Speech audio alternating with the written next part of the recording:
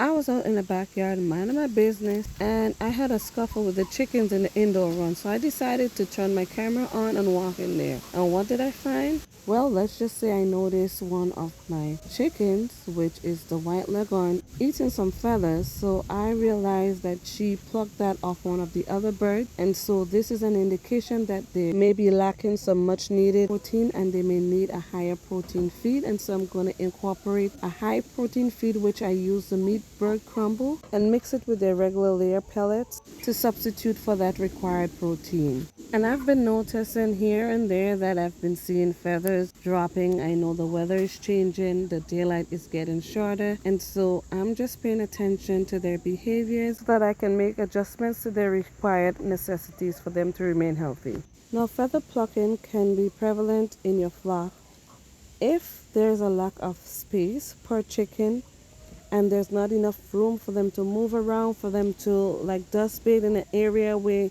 the pecking order has been established and that top tier chicken would like its spot and another chicken might be in its space, or if they're feeding from a feeder that is too crowded, then that will also happen, and that tends to be a form of bullying within the flock.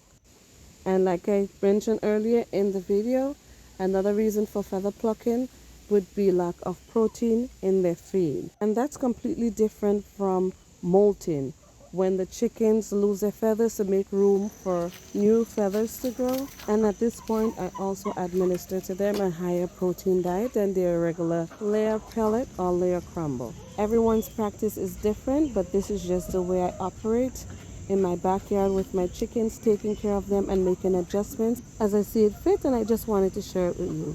If you have any questions, comments, or suggestions, please leave it in the comment section below. And as always, thank you for watching, and I'll see you again next time right here on Fifi's Urban Homestead and Lifestyle.